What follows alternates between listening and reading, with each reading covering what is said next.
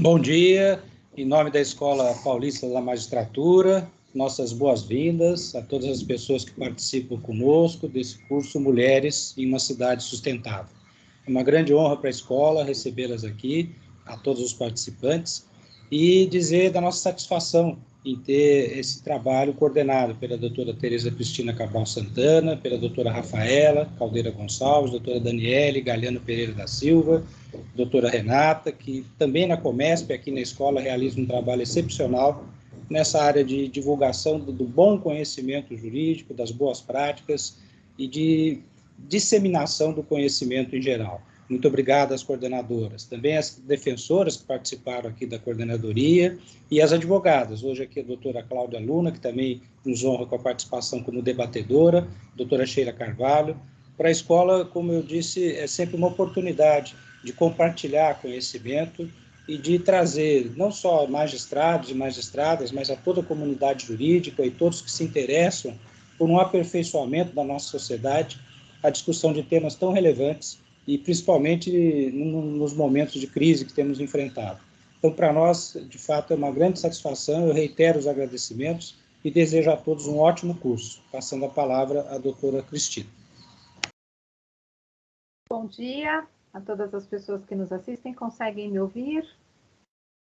Primeiro, agradecer a Escola Paulista da Magistratura, aqui na pessoa do Dr. Cortez, por mais essa oportunidade de acolher mais um curso, que a Comesp, juntamente com a AB e Defensoria Pública do Estado de São Paulo, propuseram à escola, nesse tipo de contexto, com essa ideia de discutir as ODSs, que são os Objetivos de Desenvolvimento Sustentável. Nós escolhemos 6 deles para poder falar com vocês, para poder tratar sobre esse tema.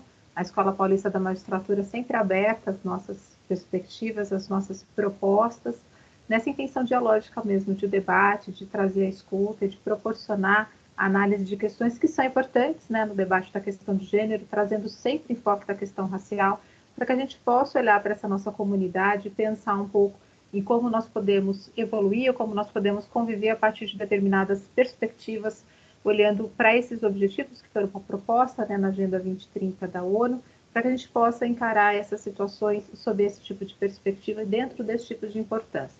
Então, hoje nós temos conosco a doutora Sheila Carvalho, a doutora Cláudia Luna. A doutora Cláudia, a seguir, vai tomar a palavra para poder contar um pouco sobre esse nosso projeto também, fazer a introdução à doutora Sheila, que vai fazer a exposição. E essa é a primeira aula de um total de 6 aulas, que vão acontecer sempre às terças e sextas, e mais uma vez em que nós vamos olhar para os Objetivos de Desenvolvimento Sustentável, para que a gente possa pensar uma sociedade, refletir sobre esses assuntos, sobre esses aspectos, de novo, principalmente sobre o enfoque de gênero, e sempre levando em conta a questão racial. Então, muito obrigada mais uma vez pela oportunidade e agradecendo a presença de todas as pessoas que aqui nos assistem, que tornaram possível a realização desse curso, as funcionárias da Comesp, que são sempre presentes, sem elas nós não conseguiríamos fazer o curso, e também as funcionárias e servidoras e servidores da Escola Paulista da Magistratura, que estão sempre dispostos a esse tipo de acolhida e que sempre se esforçam tanto para que esse tipo de aquisição, para que esse tipo de curso e divulgação de conhecimento seja possível. Então, com isso, passo a palavra à doutora Cláudia para as considerações e, em seguida, para as exposições pela doutora Sheila Carvalho.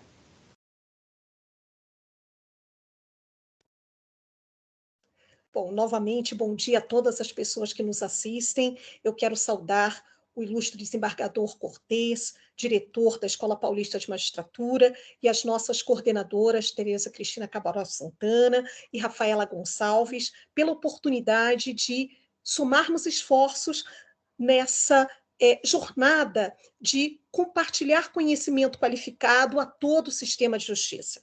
Quero dizer que é uma grande honra ao AB poder estar somando esforços nesse projeto e, sobretudo, participar no dia de hoje, enquanto debatedora, trazendo esses 2 objetivos do desenvolvimento sustentável que deverão ser expostos aqui pela nossa ilustre advogada Sheila de Carvalho, essa renomada advogada internacional de direitos humanos, que é sócia do Carvalho Siqueira, Advogadas e Advogados, integra a Uniafro Brasil, a Coalizão Negra por Direitos e Grupo Prerrogativas. Ela coordenou o Núcleo de Violência Institucional da Comissão de Direitos Humanos da OAB São Paulo, é conselheira da Associação Brasileira de Juristas pela Democracia, é fellow do Alto Comissariado de Direitos Humanos da Organização das Nações Unidas e também reconhecida como uma das pessoas negras mais influentes do mundo, com menos de 40 anos, não é, pelo MyPad da ONU. Então, nós teremos hoje, aqui na Escola Paulista de Magistratura, no curso Mulheres por uma Cidade Sustentável, a nossa ilustre doutora Sheila de Carvalho. Doutora Sheila, é uma grande honra poder estar aqui hoje e ouvi-la, onde a doutora trará tantos conhecimentos a respeito desses dois objetivos do desenvolvimento sustentável que hoje abrem o nosso curso de hoje. Tenha, por gentileza, a palavra. Muito obrigada, Cláudia Luna. Um prazer, como sempre, estar com você. Obrigada, Tereza, Luiz, Rafaela, Daniela, e tantos mais que estão aqui, né? Elizabeth, também aí dentro da organização que fez essa articulação. Agradeço muito o convite para estar com a escola hoje, né? Sou grande admiradora do trabalho e reconhecedora da necessidade da gente ter esse espaço de quase um diálogo, né? Da sociedade civil e da academia, muitas vezes com a magistratura, para que a gente possa se desenvolver em conjuntos e repensar aí uma nova sociedade que queremos. Então, estou muito feliz mesmo de estar com vocês fazendo esse debate, agradeço a oportunidade. Como a Cláudia Luna colocou, eu sou advogada, né, muito focada na área de direitos humanos. Gente, desculpa, porque resolveram fazer uma obra justo nesse momento. Então, nossa, eu sinto muito pelo incômodo, não estava esperando, né? Mas eu vou tentar aqui fazer dentro do melhor possível. Como a Cláudia disse, eu sou advogada, muito focada na área da litigância estratégica em direitos humanos, né? Então, tenho aí advogado na última década para organizações da sociedade civil, coletivos, movimentos. Então, sair da perspectiva de movimento também, sendo uma pessoa que é ativista dentro do movimento negro, vai ser difícil para mim. Então, a gente vai fazer uma fala aqui que vai tentar combinar esses dois universos, esses dois mundos, né? Tanto da nossa militância, tanto do nosso ativismo em prol de direitos humanos, tanto aí dos aspectos que isso convergem hoje com a nossa dinâmica jurídica, normativa da sociedade brasileira. Enfim, acho que é muito importante a gente começar com a fala sobre a fome nesse cenário que a gente vive hoje, né? Então, quando a gente vê os desenvolvimentos, os objetivos do desenvolvimento sustentável, eles são muito feitos, formulados, né, a partir daqueles direitos consagrados pela Declaração Universal dos Direitos Humanos, né?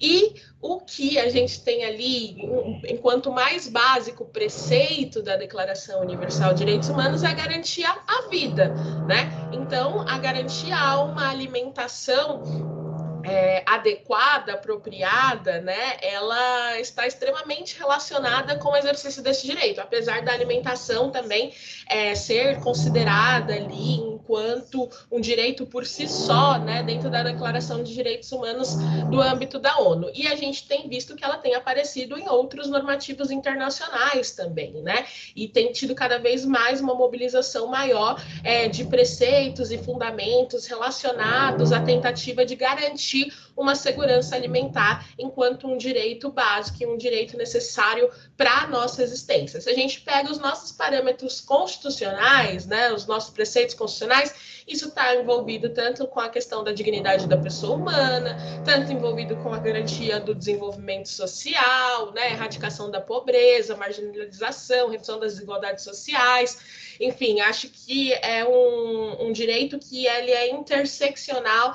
dentre outras coisas, inclusive o próprio direito social à alimentação e à assistência que está estabelecido no artigo 6º da Constituição Federal, né, e que nos leva aqui. É muito interessante, muito importante que a gente vê que esses preceitos, parâmetros internacionais, eles foram estabelecidos e incorporados no âmbito da nossa Constituição.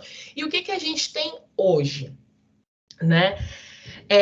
O Brasil, há 11 anos atrás, era um país que tinha sido premiado pela terceira vez consecutiva pela ONU em políticas de enfrentamento à fome.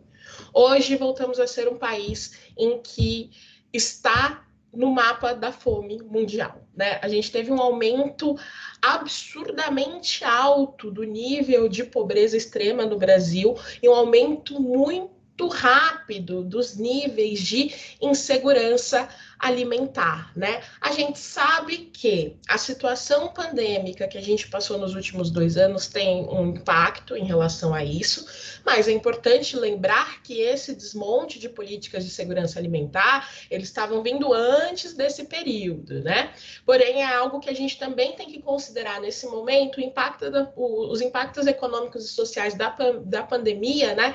Em relação à questão da fome. Tem um relatório que se chama Perspectivas de Colheita e Situação Alimentar, que foi produzido pela Organização de Alimentação e Agricultura das Nações Unidas, a FAO, né, que foi produzido agora em 2020 e que já coloca, né, isso como um parâmetro. As repercussões dessa pandemia, no que diz a perda de renda, são um fator importante para os níveis de insegurança alimentar mundial. Então, a gente sabe que a pandemia, a nível global, ela teve um impacto no acesso ao direito à alimentação. Mas aqui a gente vê, dentro do Brasil, que essa situação é agravada por uma série de políticas de desmontes. Dentre elas, algo que provavelmente vocês estão acompanhando, que é o teto orçamentário instituído, né?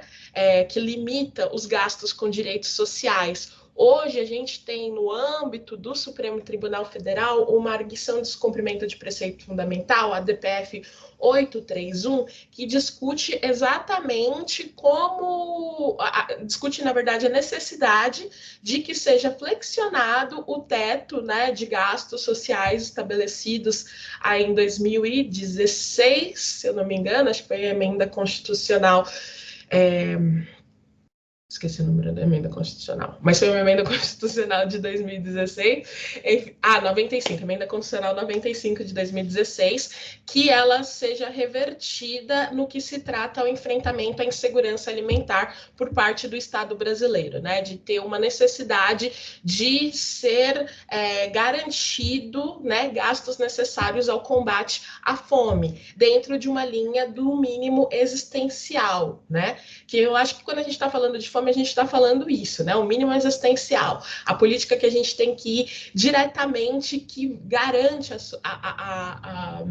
a sobrevivência da população, né? De uma certa forma. Não tem nada que a gente pode fazer antes de sanar a fome, né? Eu acho que esse era um preceito que a gente tinha que utilizar, que se valer muito, né? Até quando a gente vê quem são as pessoas que estão sendo, de fato, mais impactadas por essa crise de insegurança alimentar no Brasil, né? A gente tem visto que aquelas pessoas que estão numa situação de extrema vulnerabilidade são as pessoas negras, né? São pessoas moradoras de favelas, né? Moradoras de campos, enfim, pessoas que historicamente têm tido o seu direito à cidadania negado, né? Então, por muitas vezes se torna mais fácil você cortar da raiz, cortar da essência da garantia do direito aqueles que nunca tiveram os direitos de fato garantidos da nossa sociedade. Se a gente for pensar, né, a história do Brasil, 3/4 da história do Brasil, eles são sustentados num processo de escravidão contra a população negra, né? E dentro desse último século e pouco, né, os 132 anos de abolição inconclusa, como a gente chama, inconclusa porque esse período nunca foi reparado, né? A gente nunca de fato enfrentou ele da forma como deveria, e durante esses 132 anos de abolição inconclusa, a gente vê uma situação ainda, né, de perpetuação da violação de direitos ou da ausência de reconhecimentos, muitas vezes, né, dos direitos da população negra. Então, quando a gente rompe aquele período da escravidão, não foram criadas políticas de inclusão e políticas de reparação por aquele processo de escravidão que as pessoas negras passaram. Muito pelo contrário, né? Foram criadas políticas no âmbito criminal para tentar manter a privação de liberdade dos corpos negros. Então, não é por à toa que a primeira legislação que a gente vê aprovada daquele período, né, após a escravidão, é um novo Código Criminal que criminaliza condutas que antes não eram criminalizadas, criminalizadas, né, como a vadiagem, capoeira, exercício de religiões de matriz africana, né? Tudo isso tinha um impacto para tentar atingir a população negra que residia no Brasil, né? Porque quem é que saía daquela situação de senhorio, né? Quem rompia com aquela lógica de escravidão, não é como se tivesse uma política muito séria de inclusão social, né? Que lhe permitisse outras oportunidades. Muito pelo contrário, muitas vezes ficava numa situação de rua, numa situação de desamparo por completo, e isso, ao invés de ser sanado por políticas públicas, foi sanado por políticas criminalizatórias, né? Então as pessoas iam diretamente, saíam da situação de escravidão, de privação de liberdade da escravidão dentro de uma casa, né? Uma casa de um senhor escravagista, para uma situação de privação de liberdade dentro de um sistema carcerário. Então, essa situação que a gente vê até hoje, inclusive, né? Uma série de políticas que são voltadas para atingir, dentro de um processo de seletividade penal, a população mais preta, a população mais pobre do país. E isso é muito impactante quando a gente conecta a ausência de políticas públicas de enfrentamento à fome, porque a gente potencializa a ascensão de crimes famélicos, a gente potencializa a ascensão de crimes que não precisariam ter acontecido, porque são relacionados à questão do enfrentamento à fome. E quando a gente lida com isso no âmbito do judiciário, né, o que a gente vê também é uma resistência do reconhecimento de que pessoas que furtam por fome não precisam ser encarceradas. Então, a gente tem tido, infelizmente, cada vez mais casos que estão sendo visibilizados, né, pela mídia, que envolve furto de presunto, furto de miojo, né, furto de pão, e que estão sendo colocados aí como desafios que a gente está vivendo na nossa sociedade, no momento em que as políticas públicas sociais, né, estão se encerrando, né? Então, o Programa Nacional de Alimentação Escolar, o Bolsa Família, o Programa de Aquisição de Alimentos, são programas que foram desmontados nos últimos anos, né? E isso gera um impacto direto na sociedade, isso gera um impacto direto na manutenção da democracia, dos direitos humanos, né? Na construção de uma nova sociedade que seja fundada na proteção de direitos. E esse é um dos nossos maiores desafios hoje, né?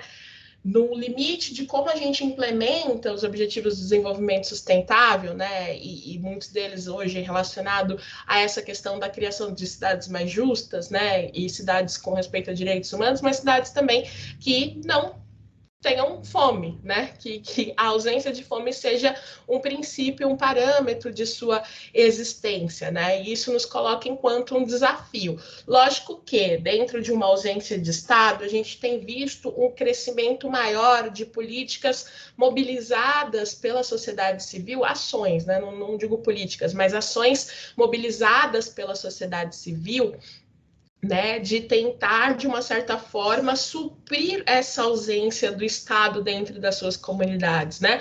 A própria Coalizão Negra por Direitos, que é uma articulação nacional que eu participo, de movimentos negros, a gente fez isso no âmbito da campanha Tem Gente com Fome, né? Lançou uma campanha de mobilização social que tinha como por finalidade atender às nossas demandas que vinham das comunidades onde a gente fazia ação política, né? Ação de movimento, porque chegou um momento, né, depois da luta que foi a gente conseguir instituir o auxílio emergencial durante a pandemia, a manutenção desse auxílio emergencial, com o fim do auxílio emergencial, a principal reivindicação que a gente tinha nas comunidades onde a gente tinha um trabalho de base, né, onde a gente fazia um trabalho de base, estou com fome. E quando você está com fome, não tem mais nada que você possa fazer, né? Essa parte é o desafio maior que a gente tinha dentro daquele momento, né? A gente chegava nas comunidades, a gente não conseguia fazer mais nenhuma ação que não fosse pensar a fome, né? Que a fome acaba sendo mais um mecanismo que contribui para esse processo de política de morte que a gente vive no Brasil hoje. em relação aos corpos negros, né? A famosa necropolítica, que muitos de vocês já escutaram, né? A política de morte, a política de genocídio contra a população negra brasileira, ela não se dá só diretamente pela mata que bala, né? A bala que mata nas favelas, né? Aquela violência direta do Estado que a gente consegue vincular melhor, ou a própria violência por si só, né? O fato de que a cada 23 minutos um jovem negro é assassinado no Brasil. A política de morte ela não se dá somente por isso, ela se dá também por uma série de privação de acessos a direitos, né? Inclusive o direito a uma alimentação adequada. Então, isso virou também um mecanismo de morte dentro das nossas comunidades. E aí há uma articulação social da sociedade civil para suprir isso. Mas a gente sabe que a fome não é um problema que vai ser resolvido pela filantropia. Né?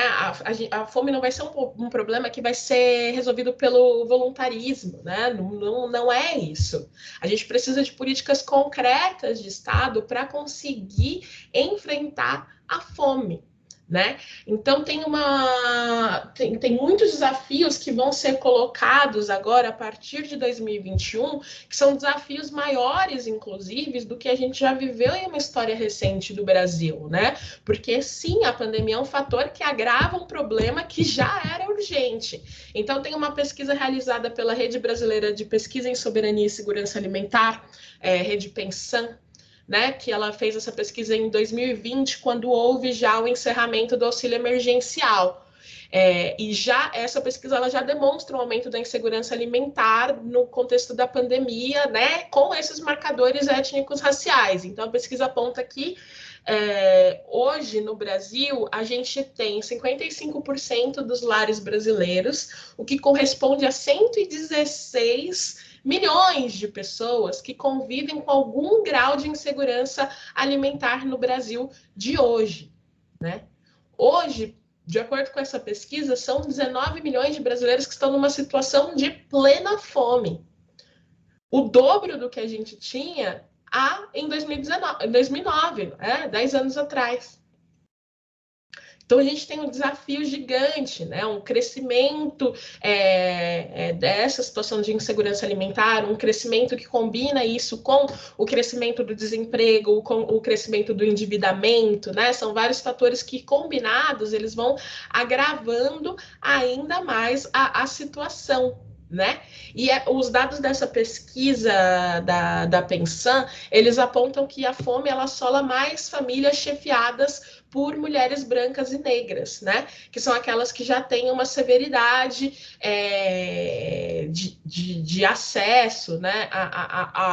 ao emprego, ao pleno emprego, ao emprego digno, enfim, né? Então, essas foram as famílias mais impactadas, que, por coincidência, são a maior parte das famílias brasileiras, porque hoje, de acordo com o IBGE, a maior parte das famílias brasileiras são famílias chefiadas por mulheres negras, né?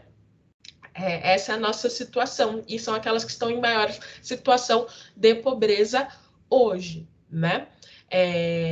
Então, a gente tem isso como um desafio muito forte, né? De como a gente vai desenvolver políticas hoje para esse enfrentamento. Essa ADPF que hoje tramita no STF, né? A ADPF 831, ela é fundamental para nos dar certos caminhos em relação a isso, né? Porque opa, me perdi aqui.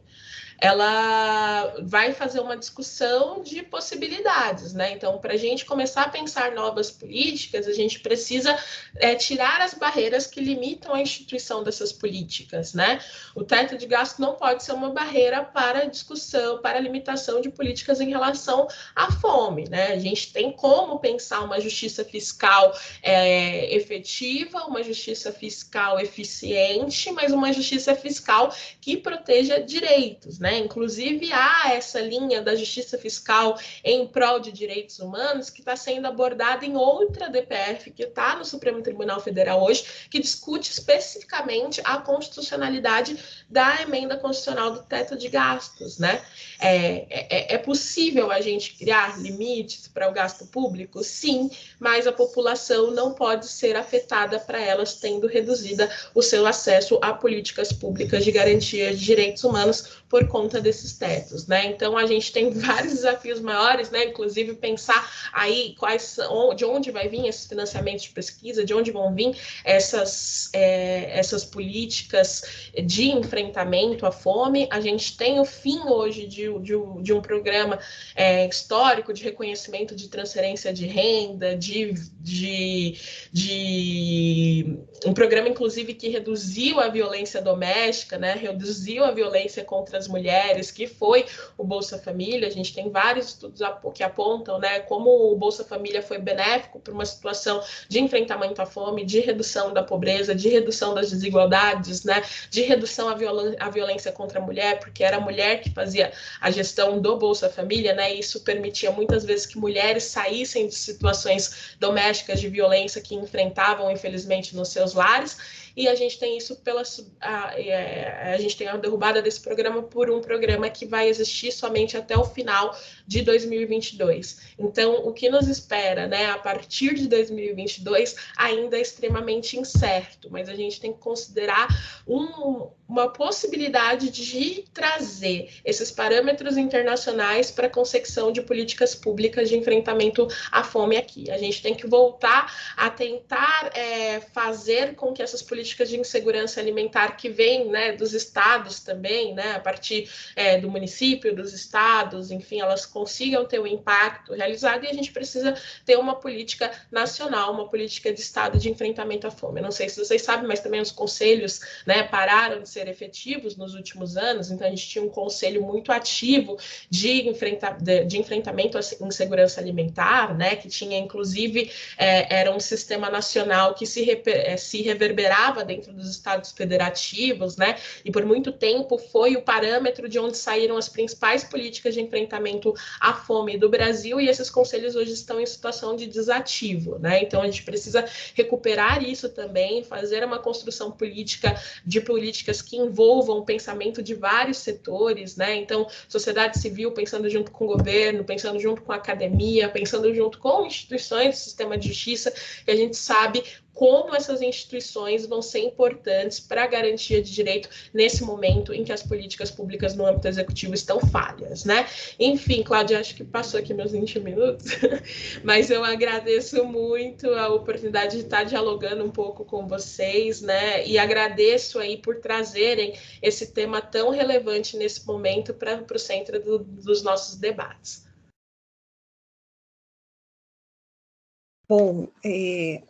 Bom, Sheila, depois de ouvi-la, é uma aula magna, é um choque de realidade, o que a gente ouve e, sobretudo, o que a gente vê quando você traz essa realidade a partir desses 2 objetivos do desenvolvimento sustentável, não é? Que tratam da erradicação da pobreza e da fome. Não dá para a gente falar de fome sem erradicar a pobreza, e você trouxe isso de uma maneira muito ampla. E o que a gente acaba observando diante de tudo isso, e eu trago, eu acho que 2 frases da Carolina Maria de Jesus, escritora negra, já traduzida em 16 idiomas, não é? Aquela mulher negra que, na favela, traz a densidade da sua literatura a partir da sua escrevivência, a partir da fome. E é muito interessante trazer Carolina para essa sua fala, sobretudo para a aula de hoje, a partir do que você traz, dizendo, só contextualizando, trazendo Carolina aqui, que o maior espetáculo do pobre da atualidade é a fome. E o quanto isso impacta a sua fala hoje, a sua brilhante exposição, e o quanto a gente precisa pensar a partir de um contexto de cidades sustentáveis, pensando nessa governança de cidades sustentáveis numa perspectiva de gênero, o quanto a feminização da pobreza ela é marcada por esse contexto de fome, que traz impactos em aspectos diversos, o aspecto da saúde, como é que essa mulher desnutrida, que não consegue nutrir a sua família, vai fazer com que a sua família e ela mesma tenha acesso a outros direitos, como educação, como trabalho, e pensar no impacto econômico dessa fome, que vai gerar ainda mais pobreza, e, de igual modo, o quanto esse contexto de fome imbricado na pobreza, também atravessado pela maior crise humanitária enfrentada pelo planeta, que é a Covid-19, traz dimensões outras que vão resvalar no contexto em que nós, operadoras e operadoras do sistema de justiça, estamos. E o quanto é importante também pensar que esse contexto de pandemia, assolado por essa fome, por essa pobreza, vai trazer impactos outros, como, por exemplo, aumentando contextos de violências, não apenas a violência doméstica intrafamiliar, mas pensando num conceito novo trazido pela Soraya Mendes, pensando que essa pobreza agravada pela fome e por esse contexto pandêmico gera o chamado feminicídio de Estado, que vai impactar, obviamente, de forma muito mais abrupta as mulheres, nas suas diferentes faixas etárias, nas suas diferentes fases das suas vidas. E pensando o quanto esse feminicídio de Estado ele também se estabelece na ausência de políticas públicas específicas que poderiam amenizar ou, sobretudo, dar conta dessa situação. Quando esse Estado, que deveria garantir políticas públicas para todas e todes, deixa de agir e corta e elimina programas, ele traz ainda mais insegurança alimentar, ele agrava contextos de pobreza e, sobretudo, traz insegurança e ainda impacta nas dinâmicas de violências que agravam esses contextos onde as mulheres se encontram. Então, a fome, ou melhor, o agravamento ou a resolução do problema da fome é, na verdade, garantir o acesso ao princípio constitucional à dignidade da pessoa humana. Nós temos uma grave violação aos direitos humanos aí trazidos, como você muito bem trouxe na sua fala. E há uma grave preocupação de como, para nós, enquanto pessoas que estão atuando no sistema de justiça, o quanto isso vai impactar o sistema de justiça.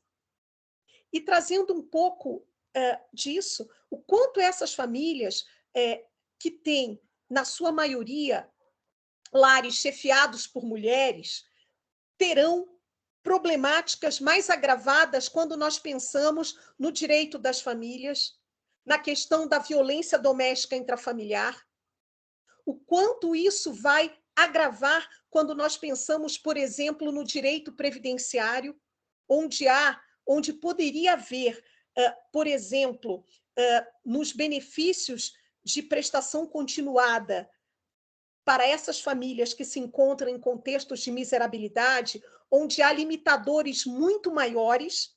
E aí, pensando em todos esses contextos, a gente também precisa trazer aqui para essa discussão o protocolo de julgamento com perspectiva de gênero, pensando nessas situações e o quanto tudo isso que você traz a partir desses 2 ODSs, da erradicação da pobreza e da questão da fome, o quanto isso vai trazer de impacto a essa clientela tão nossa, que são essas mulheres que vão estar deduzindo demandas junto ao sistema de justiça e que precisam cada vez mais de uma mirada de gênero de nós que estamos nesse sistema de justiça, que precisamos, sobretudo, compreender os impactos da feminização da pobreza a partir dessas cidades que deveriam ser sustentáveis e pensar estruturas de governança, políticas, ações afirmativas, transversais, da perspectiva de gênero para essas mulheres e não pensam.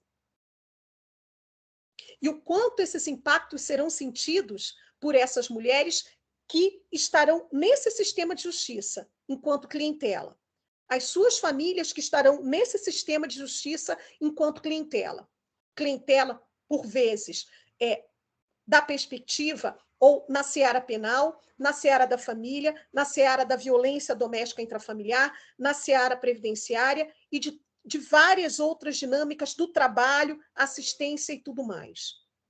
E o quanto, pensando nessa temática, como nós, enquanto integrantes do sistema de justiça, conhecedoras e conhecedores dessa realidade, a partir da sua fala tão precisa e tão impactante, doutora Sheila Carvalho, qual deverá ser o nosso papel enquanto integrantes desse sistema, conhecedoras dessas realidades que atravessam essas pessoas, em especial mulheres e suas famílias, que chegarão ao sistema de justiça. O quanto o nosso papel, enquanto integrantes desse sistema, ainda é aquele que contraria frontalmente a recomendação 33 da Convenção Internacional da ONU, que trata da eliminação de todas as formas de discriminação contra a mulher. Não é? O quanto nós, enquanto atuantes do sistema de justiça, seremos as pessoas que iremos quebrar esses estigmas que atravessam, sobretudo, pessoas, em especial mulheres, que vão ingressar nesse sistema de justiça e pleitear demandas, mas que ainda são estigmatizadas por nós que estamos nesse sistema. Daí, eu pergunto, qual é o nosso papel enquanto integrantes desse sistema, conhecedores e conhecedoras dessa realidade? Né? E ainda, pensando que políticas públicas deverão ser desenhadas, formuladas a partir daí, considerando o grave legado da escravidão, que depois de 132 anos é abolida de modo inconcluso, mas que ainda colabora para fomentar o racismo estrutural, institucional e ambiental a partir desse entrecruzamento da fome e pobreza, atravessados pela Covid-19. A OMS já demonstra em seus dados quem serão as mais afetadas nesse contexto de Covid. Sem dúvida, as mulheres, notadamente as mulheres que se encontram e que fazem parte da população negra, ou seja, a Covid novamente trazendo as dimensões raça-gênero quando se pensa na sua afetação. A fome trazendo e a pobreza trazendo novamente os marcadores de raça, gênero e classe quando se fala nos seus impactos, quando se pensa nos seus impactos. E as políticas públicas, mais uma vez, invisibilizadas, enceguecidas quando se pensa nos impactos majoritários dessas dimensões tão graves e que deixam de ver, sobretudo de perceber, mulheres negras e classe nesse contexto, na sua formulação. Então, é muito grave e é muito sério quando você traz que a fome não será erradicada por voluntarismo ou ações caritativas ou pontuais. A fome e a pobreza, obviamente, deverão ser erradicadas por políticas públicas de Estado e não políticas públicas de governo, que estão vinculadas ao gestor daquele momento. As políticas de Estado são permanentes, ao passo que as políticas de governo, elas são vinculadas à vontade de seu gestor. E quando se fala em fome erradicação de pobreza, nesses 2 ODSs que são tão cruciais a estruturar a sustentabilidade de cidades, quando se pensa na perspectiva de gênero, raça e classe, o quanto nós precisamos ainda pensar, a partir dessas cidades sustentáveis, de que políticas públicas deverão ser construídas pensando nesse contexto populacional, nessa característica demográfica, onde as mulheres são a maioria da população, e essa maioria da população é negra, feminina, que é impactada por essa pobreza e, consequentemente, por todas essas dialéticas e essas problemáticas da fome. Então, dessa forma, eu quero também terminar esse comentário e esse debate também trazendo uma outra fala de Carolina de Jesus, que ela diz o seguinte, que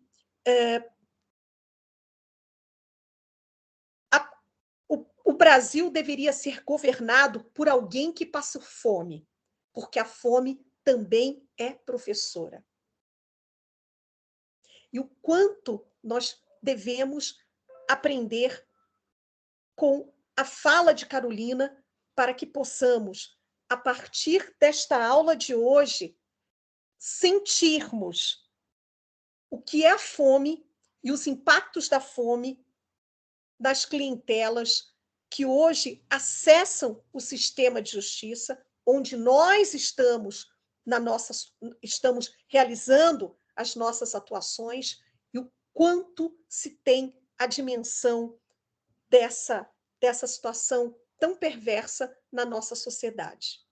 Então, são com essas reflexões que eu termino, a partir do debate, dessa fala, dessa professora, dessa jurista de escola e dessa amiga tão querida que é Sheila Carvalho, que nos enobrece e honra a advocacia e, sobretudo, a luta intransigente e incessante pelos direitos humanos e, sobretudo, pela luta pelo povo negro e pelas mulheres sempre. Então, muito obrigada pela oportunidade. Parabéns mais uma vez, Sheila Carvalho, a Comesp e a EPM por esse curso tão essencial para todos nós que estamos aí a operar o sistema de justiça.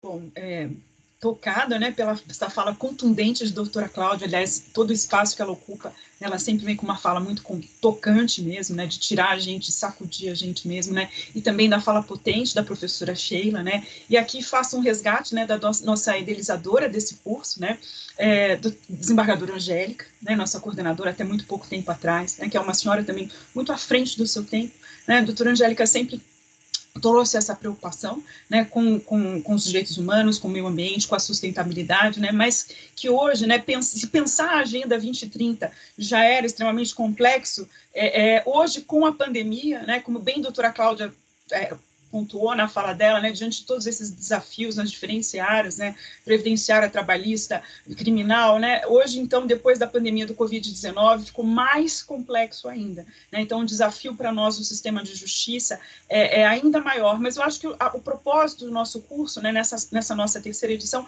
é muito mais provocar inquietudes e que a gente saia daqui com reflexões para que a gente possa, né, depois transformar isso em metas, projetos, para a gente colocar em prática, do que necessariamente a gente encontrar respostas, né? Em um primeiro momento, a gente produzir reflexões, e com isso, por isso que a gente chama mentes brilhantes, como a senhora, a doutora Cláudia, a professora Sheila, né? E uma honra tê-las aqui conosco. Bom, enfim, passando aqui para as nossas perguntas, temos aqui no chat, professora Sheila, elogios, né, a sua palestra, né, e temos aqui uma primeira pergunta da Joyce Aslan Pereira, nossa aluna, dizendo o seguinte: podemos encontrar, professora Sheila, algum estudo de cruzamento de informações do aumento de nível de pobreza, mundo / Brasil / pandemia, né? Então, ela pede essa indicação para a senhora, e aí vou ler aqui a pergunta seguinte, deixa eu só conseguir rolar aqui. E aí a nossa aluna também, professora Sheila Caroline da Silva Ito, faz o seguinte questionamento. Bom dia, gostaria de agradecer pelo curso e também pedir indicações de materiais para aprofundamento nesse tema. Professora Sheila, se a senhora puder responder essas duas perguntas, porque a próxima é um pouquinho mais longa e tem um outro recorte. Você só me ajuda, eu perdi a primeira pergunta aqui. Claro, imagina, professora, a nossa aluna, na verdade, Joyce, pergunta se haveria algum estudo com o cruzamento de informações de nível de pobreza do mundo, atualmente, em comparação com o Brasil, e o reflexo da pandemia, né? Então, como era a pobreza no mundo antes da pandemia, agora com a pandemia, e Brasil antes da pandemia e agora após a pandemia. Pelo menos foi o que eu entendi da pergunta, Joyce, né? Beleza, obrigada, que eu tinha cortado aqui. Tem um estudo que está sendo elaborado pelo Banco Mundial, que deve ser publicado aí nos próximos meses, que vai trazer esse recorte de uma forma mais específica, né? A gente tem um diagnóstico do Banco Mundial em relação ao aumento da pobreza no Brasil pré-pandemia, né? Que eu acho que é interessante ver, porque não é só o aumento da fome, tudo que isso implica, né? Um aumento, um avanço da desigualdade. Então, vale ver esse recorte. Dentro do outro estudo, que vale é o da Rede Pensan, que é esse que eu falei, né? Que é uma rede brasileira de pesquisa, né? Que lançou com dados que cruzam território, raça e gênero no Brasil, né? Então, faz os marcadores do aumento da fome e das consequências pós-pandemia, né? Dentro desses recortes étnicos, raciais e territoriais. Então, acho que vale ver, acho que está no site deles, é Rede Pensan. Tá bem. Então, vale muito a pena ver os detalhes dessa pesquisa, né? Tem alguns gráficos, enfim, que mostram esse argumento, mas também faz uma leitura do que são esses últimos 10 anos, né? Do Brasil, que tinha saído do mapa da fome em 2011 para um país que volta ao mapa da fome agora em 2021, né? Então, acho que são informações que são importantes para a gente conectar. A ONU também, periodicamente, lança o seu relatório, né, da fome, que é esse, o mapa da fome da ONU, que devolveu, infelizmente, esse título para o Brasil agora no ano de 2020. Então, vale também dar uma olhada dentro desse material. De contextos de leitura, eu acho que eu vou na linha, na verdade, da Cláudia Luna. Acho que a melhor pessoa para a gente ler nesse momento é Carolina Maria de Jesus. Inclusive, para quem é de São Paulo, tem uma exposição maravilhosa que está no Instituto Moreira Salles, né, que fica na Avenida Paulista, está aberta a visitação, é gratuito e faz a gente ter uma outra compreensão do que é a fome, né? Para além disso, acho que vale fazer essas leituras acerca de desigualdade e os impactos das políticas de enfrentamento à fome. Tem uma pesquisa muito boa que eu acho que foi publicada em relação ao Bolsa Família, da pesquisadora Flávia Nemberg, que ela faz esse cruzamento, inclusive, do impacto do Bolsa Família na redução da violência de gênero, né? Então, não é só o desenvolvimento da política em si enquanto enfrentamento à fome, mas como ela acaba sendo uma política essencial para o enfrentamento a outras desigualdades, dentre elas, né, aquelas que provêm das violências relacionadas à mulher, né? A Cláudia colocou muito bem aqui, a doutora Cláudia colocou muito bem como era importante a gente ter uma política interseccionalizada, né? De como a gente tem que pensar políticas que consigam se dar conta do desafio que a gente de desigualdades que a gente tem a enfrentar dentro da sociedade brasileira, né? Então, quando a gente está falando de uma política de fome, a gente não está falando somente de uma política de enfrentamento à fome, a gente está falando de uma política de possibilidade para o futuro, né? Que é muito isso para as crianças. Como é que a gente vai conferir o acesso à educação se a criança está com fome, né? Como a gente vai possibilitar o acesso à universidade se o universitário está com fome, né? Como a gente vai possibilitar o desenvolvimento econômico se a pessoa está com fome, né? Como é que a gente vai conseguir sustar os gargalos que nos mantêm enquanto sociedade, né? As desigualdades que nos estruturam enquanto as pessoas estão com fome. Então, ela acaba sendo uma política que deve ser priorizada, mas que ela deve ser pensada de uma forma descompartimentada, né? De todos os impactos que ela tem em outras áreas. Então, a superação da desigualdade, que também é um dado que a gente tem do mapa mundial, né? né, desculpa, do estudo do Banco Mundial. Se o Brasil continuar no mesmo nível de políticas de enfrentamento à desigualdade que tem hoje, essa desigualdade só vai ser superada daqui 120 anos, ou seja, talvez nem meu neto, minha neta veja um Brasil menos desigual, né? Então, a gente tem que realmente investir em políticas que consigam dar conta desse desafio.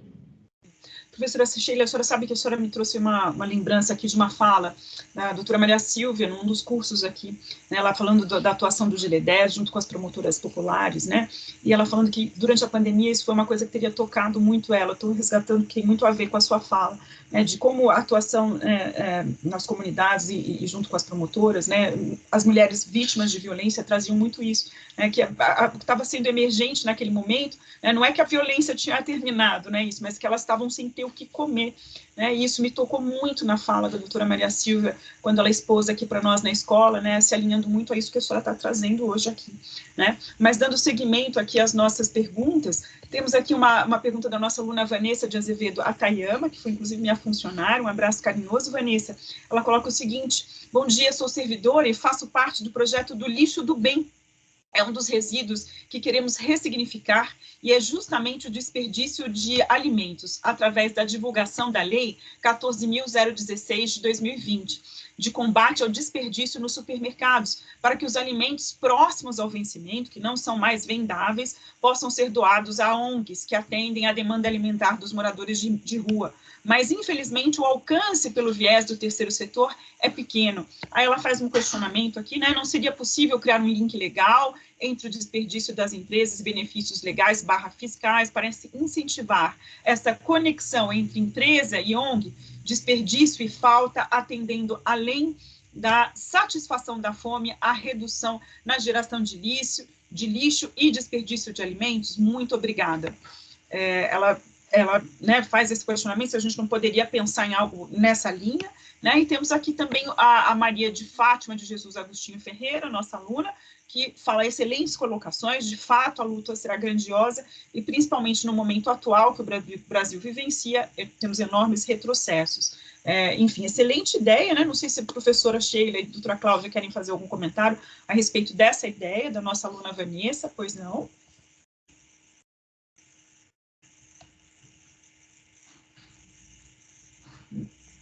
Quer comentar? Eu acho ótimo. Acho que é exatamente isso que a gente precisa começar a desenvolver, dentro de uma perspectiva criativa mesmo, de sair das caixinhas, né? Acho que a gente está num desafio também, Rafaela, que é a questão, não só o desemprego aumentou, como diminuiu o número de pessoas ocupadas formalmente, né?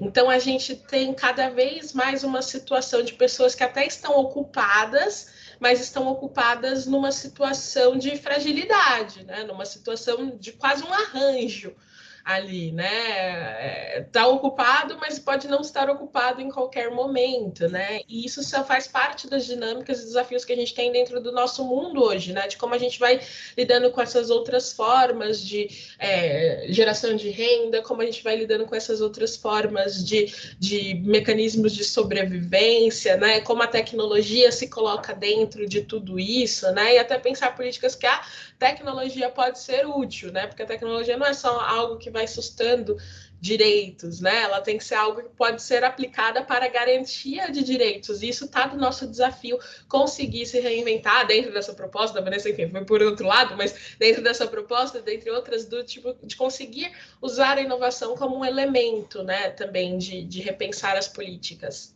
Não tenha dúvidas.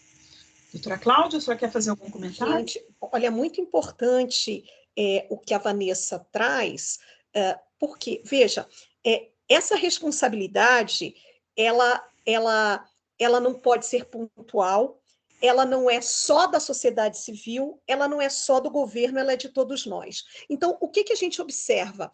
Também uma tendência do mundo corporativo em assumir esse papel. Então, vejam, a partir do momento em que essa lei, ela que ainda não foi aprovada, talvez esteja em projeto, alguma coisa assim, ela pode trazer essa dimensão fazendo com que os supermercados, né, as grandes redes de abastecimento, possam destinar esses insumos para pessoas que estão nesse contexto de fome, olha o quanto isso ia mudar e, sobretudo, trazer um drástico impacto nesse mapa da fome aqui no Brasil, né? E, ao mesmo tempo, trazendo outro contexto, impacto também para o meio ambiente. Eu penso que nós estamos num país onde existem desigualdades e contrastes extremos. Ao mesmo tempo em que a gente tem grande parte dessa população, a professora Sheila trouxe 116 milhões de pessoas em situação de fome. Nós temos, no outro lado, uma gama assustadora de desperdício. Como é que a gente consegue dialogar e chegar nesse meio termo aí, nesse caminho do meio, né?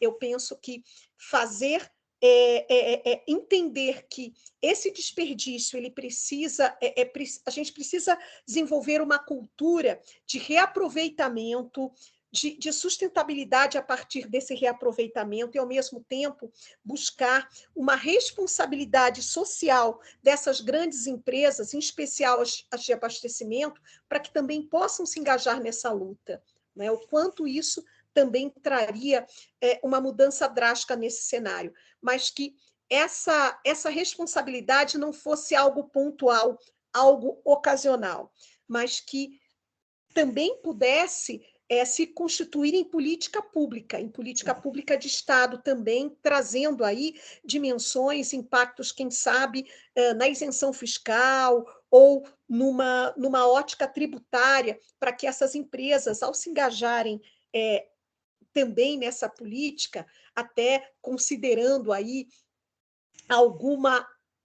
alguma justificativa de parte do governo de dizer que não tem condições, não é, para fazer com que essas empresas pudessem se engajar um pouco mais, e o quanto isso traria de mudanças significativas para esse quadro, que é um quadro tão drástico, onde a gente observa nessa mudança também de perdas de postos de trabalho, uma precarização nessas atividades, onde as pessoas se colocam, como a professora Sheila Carvalho muito bem colocou, numa atuação precarizada no mercado de trabalho, né? Não há mais não é nem mais uma atividade formal ou informal, mas a atividade informal que se coloca hoje, onde essas pessoas estão inseridas, também é uma atividade extremamente, acontece de forma extremamente precarizada e marcada por esse desajuste, por essa precarização, essa questão de vulnerabilidade trazida pela pobreza e, sobretudo, atravessada pela Covid-19. Então, tudo isso seria muito importante para a mudança nesse cenário, para a contribuição, não é?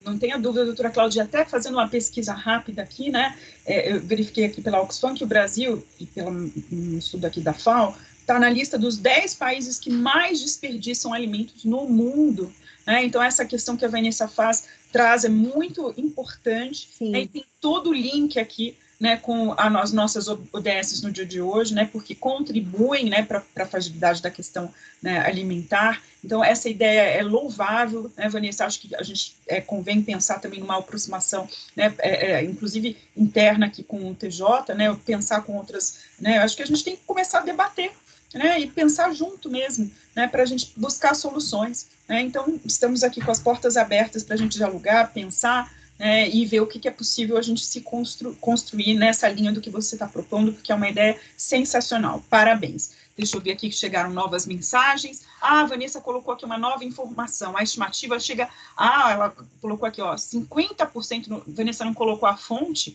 mas 50% de desperdício de alimentos desde o produtor até a mesa dos brasileiros, né? Então, o que eu peguei aqui da FAO seria de 30%, mas eles não falam exatamente com qual parte dessa cadeia. Ela colocou aqui uma tese, agora foi a Fabiola quem nos colocou aqui uma tese de mestrado, a Fabiola, nossa servidora, dissertação de mestrado da Flávia Xavier Annenberg. Tá? Depois eu vou abrir aqui para comentar melhor. Perfeito. Essa que eu falei. Exatamente, Flávia Annenberg. Perfeito, está disponível aqui para os nossos alunos e alunas. Obrigada, Fabi. Acho que, então, temos perguntas aqui das minhas queridas integrantes de Comesp, doutora Daniele, acho que vai começar, então, com a fala, com perguntas para a nossa a mediadora e também para a nossa professora. Pois não, Dani? Bom dia a todos e a todas. Eu nem sei, acho que a Tereza achava que as perguntas dela pode ir? Então, tá bom, vamos lá. Muito obrigada, professora Sheila, pela palestra, foi excelente. Doutora Cláudia também, vocês se complementaram, foram muito tocantes, impactantes. Eu acho que a questão está super pontual, específica, no momento de crise que estamos, com a importância do debate. E eu, assim, é uma pergunta que, na verdade, assim, acredito que não tenham respostas, mas eu acho que é para trazer a reflexão mesmo, né? Como a professora Sheila falou na fala dela, da questão dos crimes de fome. Eu queria saber a opinião de vocês duas, qual seria o papel da justiça com relação a esses crimes de fome, né, que a gente fala, que é o furto do miojo, ou o furto do supermercado, lá, dos alimentos próximos ao vencimento. Qual seria, assim, né, na opinião de vocês, o que o sistema de justiça, os operadores do direito, como podem e devem atuar diante disso? Quem quer começar? Pronto, professora Sheila.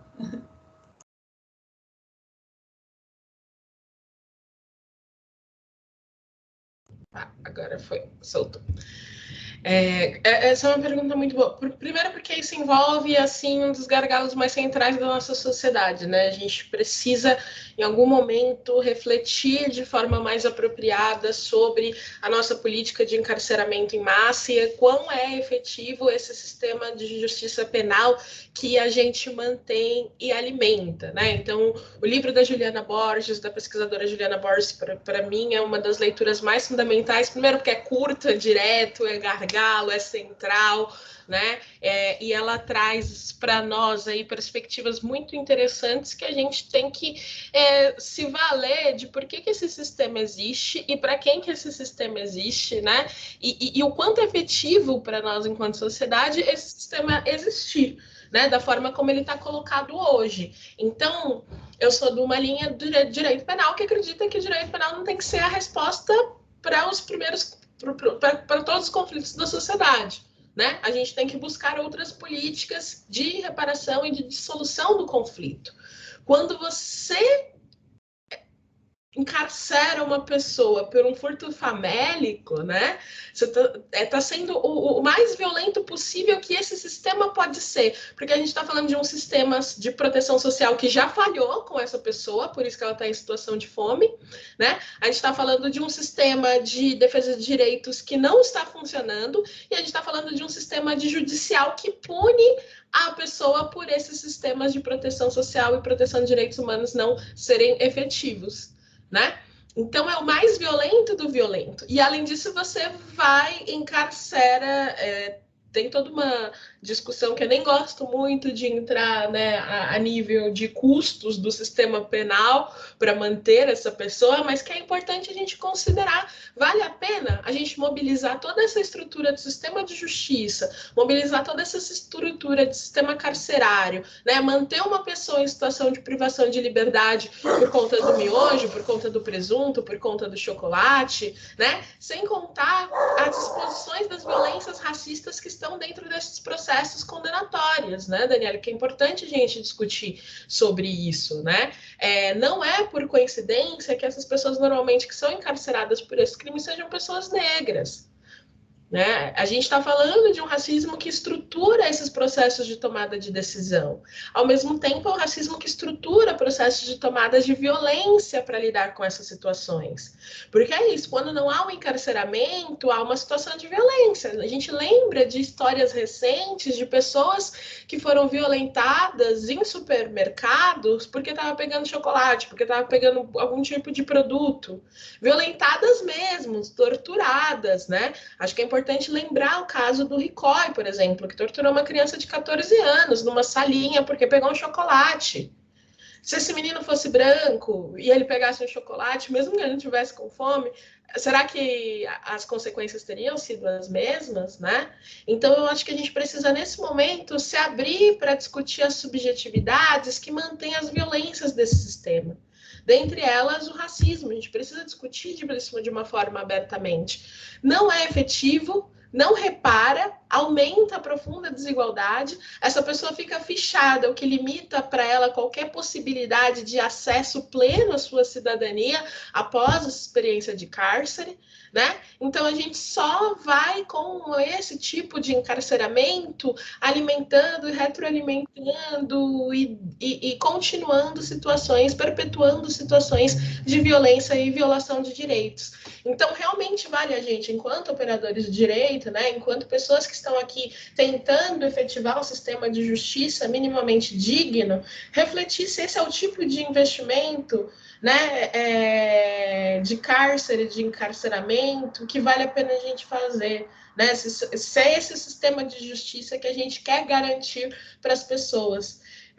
Acho que essas são as minhas reflexões, mas eu recomendo super a leitura da Juliana Borges, né, que faz um apanhado bem interessante, bem curto, o livro é fino, né, para quem tiver curiosidade, para se aprofundar um pouco sobre isso, porque a gente precisa repensar a nossa política de encarceramento em massa. E foi o que eu falei, a nossa política de encarceramento, no começo, né, a nossa política de encarceramento em massa hoje funciona como uma perpetuação do cerceamento da liberdade dos corpos negros que a gente vive desde a escravidão. Então foram só se sofisticando mecanismos, criando mecanismos mais sofisticados, que muitas vezes são irracionais, inclusive quando a gente joga num plano de efetividade, de gestão de Estado, mas que funciona muito bem para a privação de cidadania, de reconhecimento de direitos e da liberdade do povo negro brasileiro. Eu estou aqui observando e só pensando do meu lugar enquanto integrante da advocacia, qual seria o meu papel em relação a um caso como esse? O caso em que uma mulher cometeu um furto famélico, atravessada pela fome, por todos esses estigmas presentes nesses marcadores sociais e raciais de desigualdades de gênero, raça e classe, como a gente, enquanto integrante desse sistema, poderia agir? Eu, enquanto integrante da advocacia, já me utilizaria de todos esses fundamentos trazidos pela doutora Sheila Carvalho e, numa petição, desafiaria o sistema de justiça a buscar um outro encaminhamento para essa mulher. Por que, em lugar do encarceramento, não encaminhá-la, por exemplo, para um programa de empreendedorismo e para um programa social onde ela pudesse, além de satisfazer a fome, a partir desse problema central que é a fome, que a trouxe enquanto cliente, potencial cliente de um sistema penitenciário, buscar uma outra via onde, por exemplo, ela poderia ser encaminhada pelo sistema de justiça para um programa de capacitação junto, uma rede mulher empreendedora para, a partir do problema que a trouxe até o sistema, ela pudesse buscar uma outra alternativa, se tornar uma empreendedora, por exemplo, na área de alimentos.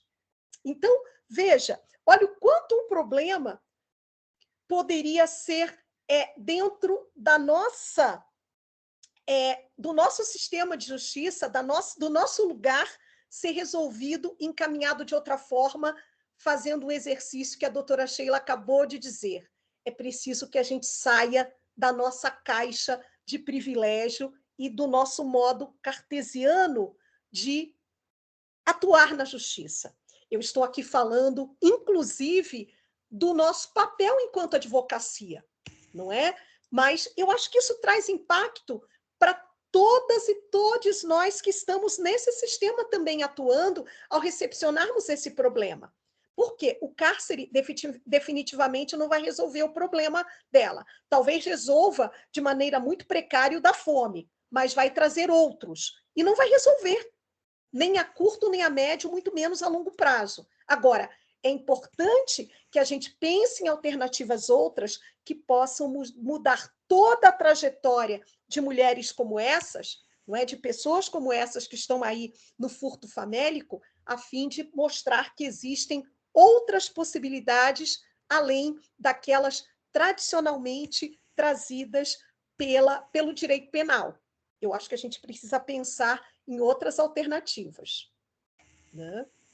Perfeito, doutora Cláudia. Não sei se Dani tem algum mais outro questionamento a fazer em cima até da colocação das nossas expositoras no dia de hoje. A Fabíola coloca aqui o título, né, da tese que foi referida pela professora Sheila, Direitos e Políticas Públicas, uma análise crítica de abordagem tradicionais do direito administrativo a partir do estudo do programa de Bolsa Família, aquela relação que a senhora mencionou, né, professora Sheila, da Bolsa Família e violência, perfeito. Obrigada, Fabíola.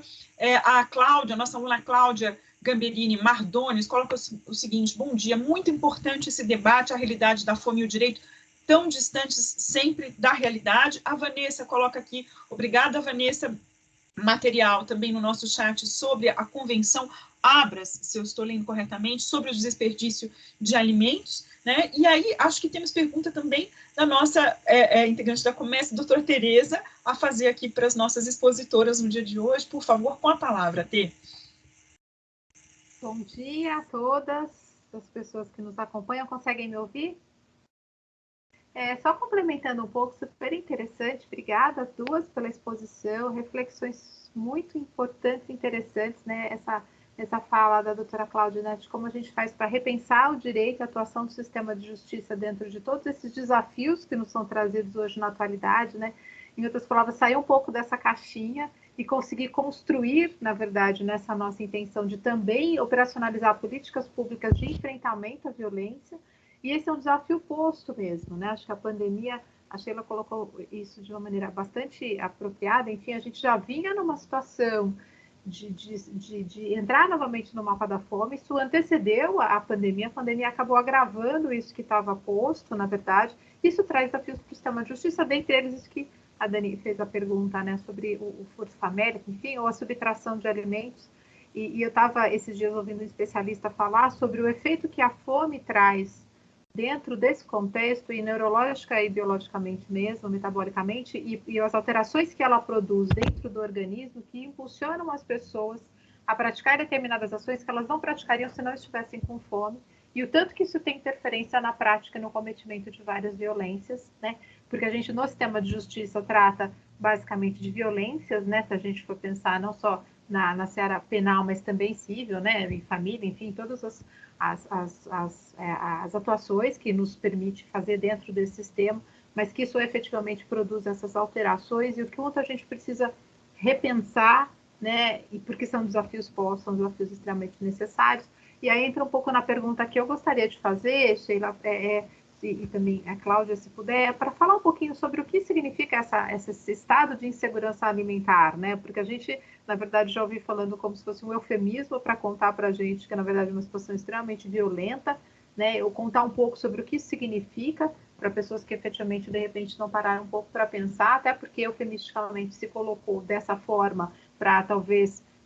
eu sei que tem uma conceituação, uma definição disso, mas o que isso representa, contar um pouco para a gente também sobre, e mais um pouco, né, sobre essa importância da política pública no enfrentamento à violência. A gente vem num país que tem uma tradição de fazer as ações de caridade, né, enfim, de fornecer alimentos, né, isso é extremamente importante, obviamente a gente está numa situação de emergência mesmo, a gente está numa situação extremamente aflitiva, mas do quanto para nós também, enquanto sociedade, é importante que a gente cobre, né, das atuações do Estado, dos governos todos, para que eles se engajem em projetos que sejam projetos específicos e sejam destinados à análise, enfim, destinados ao enfrentamento da questão, e o quanto que a caridade tem as suas limitações, ainda que, mais uma vez, seja extremamente importante. E, por fim, no terceiro, assim, o que houve, se há estudos já que tenham sido feitos, eu sei que você já respondeu uma primeira pergunta, sobre os efeitos da pandemia nessa situação de fome que hoje se coloca, né? Porque muitas pessoas têm dito que, olha, essa situação, essas filas todas para alimentos, acho que a gente que anda aqui no centro da cidade de São Paulo sabe o que isso significa, é que elas são decorrência direta do fique em casa, né? E o quanto essa política de, na verdade, de enfrentamento à violência, todas essas ações que foram necessárias para que a gente não se contaminasse, né, desse período pandêmico, enfim, todas essas medidas sanitárias que os especialistas nos contam que é extremamente importante para poder fazer o enfrentamento da pandemia e todo que a contaminação, ela serviria, todas as mortes que aconteceram nessa situação extremamente grave que a gente vive, mas o quanto o Fique em Casa efetivamente teve uma participação, se há estudos nesse sentido, para que a gente esteja vivendo atualmente essa situação de emergência, de extrema tristeza, enfim, e trazendo novamente o Brasil, enfim, para o mapa da fome, e permanecendo atualmente nisso.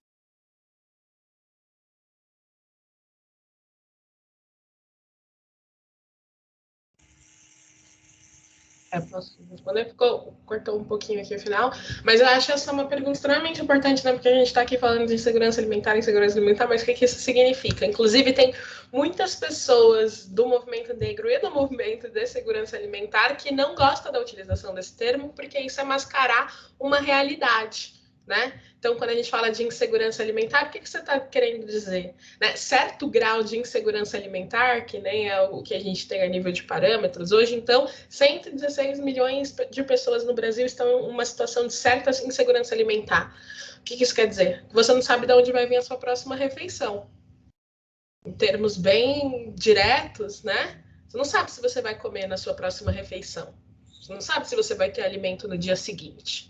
Então, um certo grau de insegurança alimentar, ela pode envolver tanto a situação da fome mesmo, de pessoas que já não comem há dias, até essa situação de a pessoa não saber de onde vai vir o seu próximo alimento. Se ela vai conseguir se alimentar, seja no jantar ou seja no dia seguinte, seja no almoço, seja no café da manhã, de não ter condições para manter uma regularidade alimentar. Né? Então, insegurança alimentar é um termo que às vezes até, de uma certa forma, pacifica uma situação de muita brutalidade, né? Que imagina viver dentro dessa situação, né? Viver na incerteza de que você vai conseguir se alimentar, ou mais tarde ou no dia seguinte. Essa é a situação de 116 milhões de pessoas no nosso país hoje. Mais grave que isso são as 19 milhões de pessoas que já estão em situação de fome, ou seja, que não cabe nem a dúvida, porque elas já sabem que não vão se alimentar, né? Elas já não estão se alimentando. Então, esse é o cenário que nos desafia hoje, né? De como colocar isso e definir, né, dentro desses termos, a grandeza dessa discussão, né? E como ela é violenta também. A incerteza da alimentação, ela é uma violência. A gente tem que assumir isso enquanto sociedade também.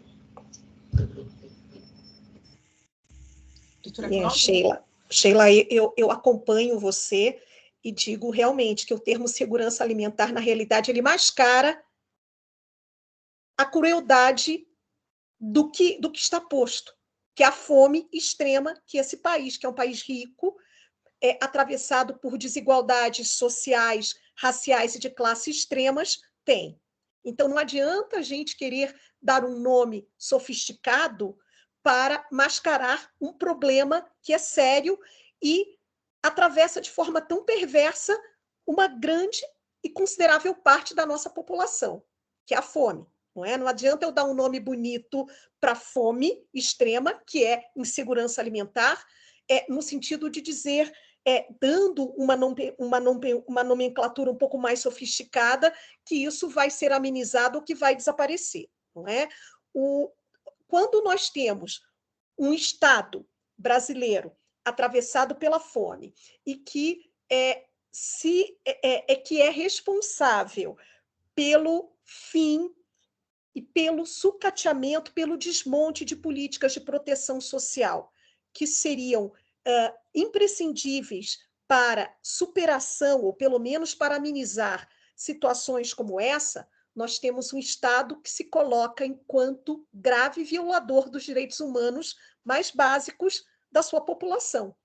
Estado violador dos direitos humanos, porque está violando um direito básico, que é o direito de acesso à alimentação. Então, a gente precisa pensar nisso, entender que trazer uma nomenclatura mais bonita, um pouco mais sofisticada, não vai apagar e, sobretudo, não vai amenizar o cenário tão drástico que nós temos, não é? Então, a situação é essa, e eu me lembro um pouco de um dos maiores líderes de direitos humanos e mais velhos, que está ainda em atuação, que tem 92 anos, que é o Daisaku Ikeda, que todo ano ele encaminha para a ONU, através da organização que ele lidera, a SGI, propostas, que uma das propostas que ele traz, não é, no escopo das propostas é não deixar ninguém, a determinação de não deixar ninguém para trás. Quando a gente nega à pessoa um direito básico, que é o direito à alimentação, para que ela possa superar a fome, nós estamos realmente deixando essas pessoas para trás e nós estamos desenhando, programando, projetando um futuro incerto. Um futuro em que as pessoas, nesse contexto populacional majoritário, afetadas pela fome, vai ser um futuro de uma população com menos saúde, onde haverá má nutrição e desnutrição, uma população em que contextos maiores de violência vão acontecer, até porque a doutora Tereza trouxe, a partir de um estudo, os efeitos no psiquismo e no metabolismo das pessoas causadas pela fome. Não é? Nós temos aí contextos vários que serão afetados no futuro a partir desse problema, que mais do que um problema de insegurança alimentar, é um problema de fome e é um grave problema que constitui uma das mais sérias violações de direitos humanos que existe. Não é? Uma violação ao direito humano básico. Então, ainda há tempo de, ao rever essa postura, essa política pública de Estado, de mudar um contexto de futuro. Porque se não houver uma mudança paradigmática, é esse futuro que nós vamos ter. Até porque os dados mostram, são 16 milhões de pessoas no Brasil vivendo em situação não de insegurança alimentar só não, mas de fome e pobreza extrema. Aquela cena das pessoas que foi veiculada aí, correndo para buscar aqueles restos de carne, não é? Aqueles dejetos de carne já apodrecida de um açougue, é disso que nós estamos falando aqui. É isso. E até aproveitando o gancho, né, dessa preocupação da gente mudar esse paradigma, né, da fala da doutora Cláudia, queria fazer uma última pergunta, né, aí depois já passando para os nossos encerramentos, né, se as nossas expositoras no dia de hoje, professora Sheila, doutora Cláudia, o que a gente teria de bons exemplos aqui no nosso país, ou mesmo mundialmente, de boas práticas, até depois da pandemia, de exemplos de políticas assistenciais, de políticas públicas voltadas ao combate à fome, né, um pouco também na linha do Yunus, lá em Bangladesh, né, ou outras práticas que a gente poderia divulgar ou falar aqui no nosso curso para instigar os nossos alunos e alunas, né, a pensar em ideias criativas, inclusive aqui como da Vanessa, para a gente terminar, né, com um ânimo assim, né, não obstante esse panorama, que a gente tem que olhar para ele, obviamente, né, mas sair daqui inspirados a pensar em soluções, como foi proposto aqui, né, interdisciplinares, à luz desses marcadores sociais que a gente tem que considerar, de raça, de classe, mas também voltados à construção de soluções criativas para esse problema que a gente tem que lidar com ele.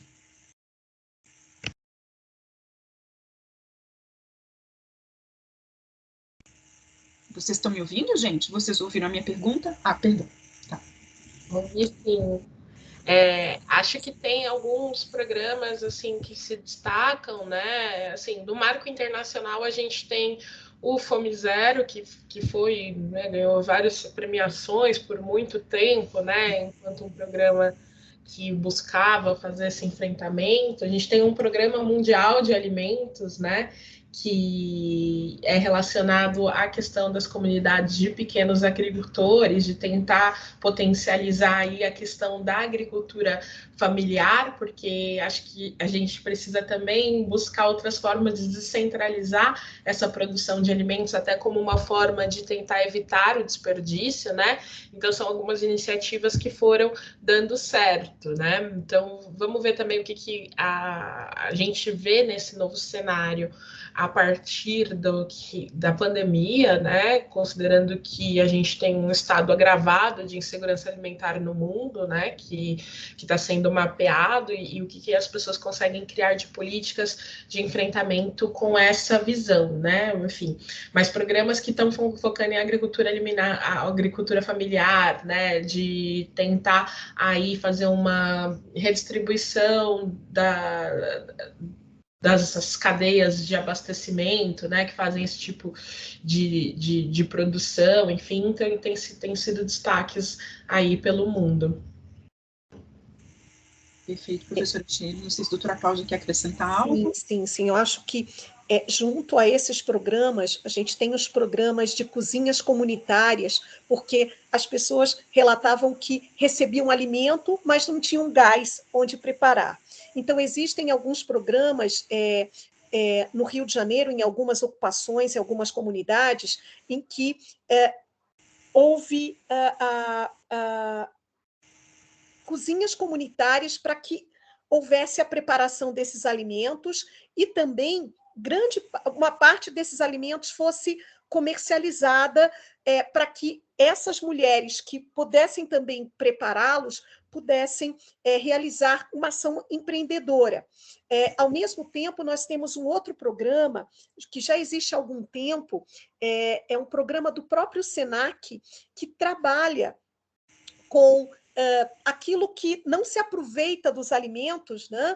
Os talos, as cascas, para a preparação de outros alimentos, para que também se possa empreender a partir dessa ação, evitando o desperdício.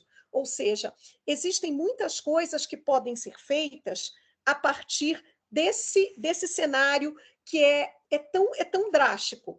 A gente também precisa entender que uma crise também tem o viés da oportunidade. E que oportunidade e que lições essa crise pode trazer para nós? Não é? Para onde nós podemos, que saídas empreendedoras, estratégicas, saídas mais humanitárias podem advir dessa situação também, né? A fome existe, a insegurança alimentar está aí com esse nome, mas existem saídas que podem, e ações estratégicas que podem advir dessa situação e que podem também criar programas de governança pensando em cidades mais sustentáveis a partir da sustentabilidade econômica trazidas a partir desses ODS. É claro que nós não vamos erradicar a fome e a pobreza até 2030, mas o que pode ser construído até esse período, que saídas estratégicas eficazes, pensando numa cidade sustentável a partir das dinâmicas relacionais de gênero, raça e classe, podem ser pensadas a partir daí. Não tenho dúvida, doutora Cláudia. Peço só mais uma licencinha, porque me esqueci, peço perdão aqui, de fazer a leitura de algum dos comentários aqui no nosso chat, né? A Cláudia Gamberini Mardones coloca o seguinte, ela coloca em tempo manifestar apoio à vereadora Paula Miguel de Campinas, que teria sofrido um ataque racista, ela deixa esse comentário, lido aqui o seu comentário. Cláudia, a nossa aluna Juliana Novaes Mancuso coloca, bom dia, parabéns pelo evento, uma pergunta quanto ao atraso na vacinação e a resistência em garantir um auxílio emergencial condizente com a inflação afetaram a fome no país? O fim da Bolsa Família não vai aprofundar o problema? Obrigada. Ela tinha colocado esse questionamento, aí já vou ler todos para a gente já em seguida encerrar. E a Vanessa coloca aqui o link de um projeto, e que acho que, se não me engano, é em Guarulhos, de reaproveitamento de lixo, e que abrange, de alguma forma, as ODS de modo simples, direto e eficaz. Deixa eu ver como é que chama o projeto aqui. Tem a ONG Projeto Lixo do Bem. né, que atende mulheres em situação de vulnerabilidade. No ano passado foi desenvolvida uma bolsa retornável, feita a partir de caixas de Tetra Pak, além da confecção de esteiras térmicas para moradores de rua e também oficinas para aprendizado de costura, manicure, confecção de bolos, pães, para que a mulher consiga recursos básicos. Muito bacana, Vanessa, muito legal essas ideias, que bacana que você, né, e a sua comunidade estejam impactando dessa forma a sua cidade, transformando Guarulhos, né, num lugar mais sustentável. Muito orgulho, né, de ter conhecido você e de você estar impactando, né, como uma mulher, né, está impactando o seu entorno dessa maneira, que você siga fazendo esse tipo de projeto e também convencendo outras pessoas a agir dessa maneira. Não sei se a doutora Cláudia e a professora Sheila querem comentar essa pergunta da nossa aluna Juliana. Vou repetir aqui, que acho que li um pouco rápido, né? Quanto ao atraso na vacinação e a resistência em garantir um auxílio emergencial condizente com a inflação, afetaram a fome no país? Essa é a pergunta da aluna. O fim da Bolsa Família não vai aprofundar o problema? Não sei se querem comentar rapidamente. A gente tinha reiterado aqui que parte desse estudo da rede pensão, ela se dá no impacto já gerado pela ausência do auxílio emergencial, né? Então, era uma política que precisava ser continuada, mas começou de agosto do ano passado ser entravada. Então, ela já deu as suas consequências, né? Mas a proposta de auxílio emergencial, e que a gente, inclusive, fez uma mobilização muito grande enquanto sociedade civil para a instituição dessa lei, e isso pode ser lido lá no Renda Básica que Queremos, ela se baseava numa política universal de renda básica, né? Então, é isso que a gente tem que buscar hoje, uma política de renda básica, uma política do mínimo existencial, né? E talvez esse seja o futuro da substituição do Bolsa Família, né? Uma política de renda básica universal, como está sendo pensado, estabelecido em vários países, né? O Reino Unido é uma grande referência, inclusive, né? De uma política de renda básica universal, Finlândia, enfim, tem outros países que foram para essa linha, porque é você garantir o mínimo existencial para as pessoas não morrerem de fome, e é basicamente isso que a gente precisa nesse momento, né? Com o fim do Bolsa Família, a gente vai ter, sim, uma situação agravada. A gente já sabe que as consequências vão ser desastrosas e, assim, desastrosas para além do avanço da fome, para todo esse impacto que o Bolsa Família também teve na vida de milhares de pessoas. Então, a gente está falando de várias situações de violência e desigualdade que podem voltar, né, para além da fome. Então, temos que ficar atentos em relação a isso também. Mas convido a conhecer a Renda Básica que Queremos, é uma plataforma que tem o que seria uma política de renda básica universal ideal, né, para um país como o Brasil. Então, sugiro aí, fico como fechamento, também todo apoio à vereadora Paola, né, espero que ela esteja bem, realmente tempos muito difíceis que estamos vivendo. Obrigada, professora Sheila. Não sei se a doutora Cláudia quer fazer algum comentário. Não? Perfeito. Então, acho que tivemos aqui também um elogio do nosso aluno Claudemir, agradecendo pela excelente palestra, né? E aqui vou encerrando as nossas leituras do nosso chat, que está muito movimentado, mas pelo avanço do horário, né? E deixando o nosso agradecimento aos comentários dos nossos alunos e alunas. E passo, então, não sei se a doutora Tereza e a doutora Daniela querem fazer algum comentário final, se não, passo as nossas expositoras do dia de hoje para as palavras finais e depois para o encerramento. Por favor, professora Sheila, doutora Cláudia, para a fala final das senhoras. Eu quero só agradecer mesmo, Rafaela, obrigada a oportunidade, obrigada, doutora Cláudia Luna, por estar sempre aí na parceria constante, né, enfrentamento às violências que afligem mulheres, negros, enfim. Fico muito feliz de ter tido a oportunidade de fazer esse diálogo com vocês. Convido a darem uma olhada também na DPF 831, né, para além da plataforma Renda Básica que Queremos, que acredito que a gente pode ter aí um novo marco constitucional em relação ao enfrentamento à fome. Obrigada, Rafaela, e obrigada a todas e todos que ficaram até o final e aqueles que fizeram os elogios. Fico muito feliz de essa manhã ter sido positiva para tantos. Doutora Cláudia, Bom, mais uma vez eu quero agradecer a Comesp por trazer mais esse curso que nos traz tantas reflexões e, sobretudo, traz grandiosos aportes para a nossa atuação enquanto advocacia, enquanto profissionais que estamos aí nas lides diárias junto ao sistema de justiça. Quero agradecer a honra de ouvir e de estar aqui hoje com a querida professora doutora Sheila Carvalho. A Sheila eu digo que a Sheila é o nosso grande legado para o futuro. Não é? Eu, enquanto mulher e negra, fico muito feliz de ver Sheila Carvalho, essa grande referência enquanto intelectual, enquanto ativista de direitos humanos no âmbito internacional. Então, quero parabenizá-la, Sheila, por poder ter a honra de ouvi-la e o desafio de fazer esse debate no dia de hoje. Então, mais uma vez, obrigada, querida doutora Tereza Cristina, doutora Rafaela Caldeira, doutora Daniele Galhano e a todas as nossas queridas parceiras aqui nesse projeto maravilhoso. Então, muito obrigada a todas as pessoas que nos assistiram e a equipe também que esteve conosco hoje.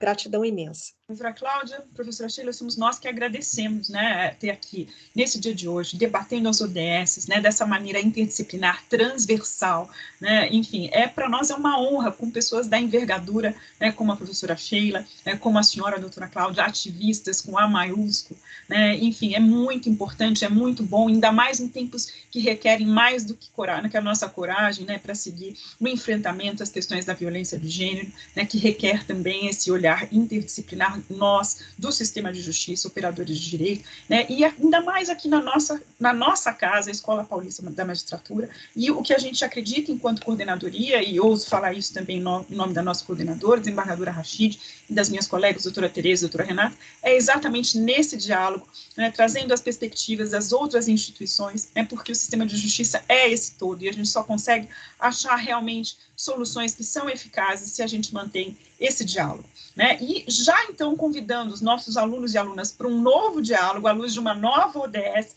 já aviso que estaremos aqui, né, nesse mesmo horário, das 10 às 11h30, no dia 12 de novembro, aí para debater uma outra ODS, a ODS 3, né, trazendo o seguinte recorte da mortalidade das mulheres grávidas, né, aí abordando então a questão da saúde física e mental das mulheres, e nesse dia teremos como expositoras, debatedoras, a professora Jaqueline Pitangui, a professora Érica Mendonça, e quem vai estar então fazendo a mediação é a nossa querida defensora pública Nálida Coelho Monte, tá certo? Então, no mais, desejo a todos e a todas um ótimo dia, também agradecendo aqui mais uma vez os funcionários da Escola Paulista da Magistratura, os funcionários e as funcionárias da Escola Paulista da Magistratura que nos auxiliam, as nossas queridas funcionárias da Comesp, e desejando a todos um ótimo dia de trabalho, e nos encontramos na sexta-feira, então. Um abraço carinhoso. Até mais.